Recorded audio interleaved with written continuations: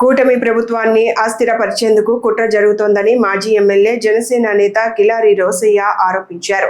ఇప్పటి వరకు కుల రాజకీయాలు చేసిన వారే ఇప్పుడు ఉప ముఖ్యమంత్రి పవన్ కళ్యాణ్ ను కేంద్రంగా చేసుకుని కుట్రలు చేస్తున్నారని విమర్శించారు. ఒక కులాన్ని రోడ్డున పడేసి నవ్వుల పాలు చేసిన ఘనత వైసీపీకే చెందుతుందని ఆయన వ్యాఖ్యానించారు. దేశంలో అనేక కులాలు మతాలు ఉన్నాయని, భారతదేశం సెక్యులర్ దేశంగా పేరుగాంచడాన్ని కొందరు ఓర్వలేకపోతున్నారని అన్నారు. రావణ్ చేసిన వ్యాఖ్యలు మత సామరస్యాన్ని దెబ్బతీసేలా ఉన్నాయని ఆరోపించిన రోసయ్య తాను నాస్తికుడినని చెబుతూనే హిందూ మతాన్ని కించపరుస్తున్నారని విమర్శించారు. సనాతన ధర్మం ఏ ఒక్క మతానికి చెందినది కాదని, ధర్మాన్ని కాపాడటమే దాని ఉద్దేశమని స్పష్టం చేశారు. ఇవాళ ఒక కులాన్ని రోడ్డు మీద పడేసి నవ్వులు పాలు చేసిన ఘనత కూడా వైసీపీ పార్టీదే. రోడ్డు మీద పడేసింది ఆ కులాన్ని. ఎందుకంటే ఆ కులం జనసేన పార్టీలో అత్యధికంగా సపోర్ట్ చేస్తుంది కాబట్టి. ఏదో విధంగా జనసేన పార్టీని అస్థిరపరచాలి, తద్వారా కూటమి ప్రభుత్వాన్ని అస్థిరపరచాలి అనేది వాళ్ళ తాపత్రయం.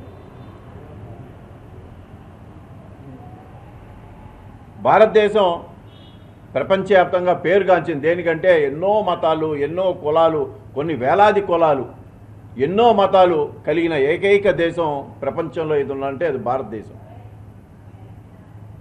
అలాంటి భారతదేశంలో అన్ని కులాలు, అన్ని మతాలు అందరూ కూడా కలిసిమెలిసి మత సామరస్యానికి ఒక ప్రతీకగా, ఒక సెక్యులర్ కంట్రీగా ప్రపంచవ్యాప్తంగా మన పేరుగాంచితే దాన్ని కూడా ఓరలేని వాళ్ళు ఉన్నారు. ఈరోజు మనం చూసాం, నాస్తికుడు అని చెప్పుకునే వ్యక్తి ప్రశ్న రావణ్ అంటే Bachchalakuri Joseph alias Bachchalakuri Joseph. ఆయన ఈ దేశంలో మరి పుట్టాడో లేదో నాకైతే తెలియదు, దేశంలోనే పుట్టాడు అనుకుంటున్నా.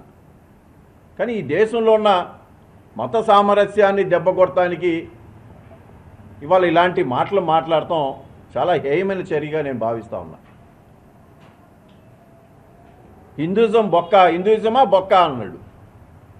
అరే ఇక్కడ సమాజంలో అందరూ కూడా కలిసిమెలిసి తిరుగుతూ ఉన్నాం.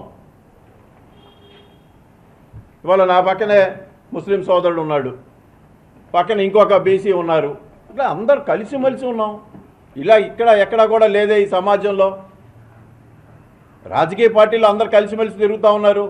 ఇవాళ సడన్గా ఎందుకు ఆయనకి ఆ ప్రశ్న రావడానికి హిందూయిజం మీద ఎందుకే ఆయనకి మరి పగబుట్టిందో నాకు అర్థం కాల.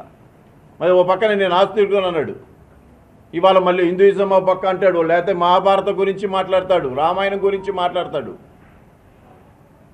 రామాయణంలో రాముడు పారిపోయేట్టు చేసుకున్నాడు, లేదా మహాభారతంలో ద్రౌపది గురించి మాట్లాడతాడు. అంటే ఇక్కడ నువ్వు ఏం చెప్పదలుచుకున్నావు?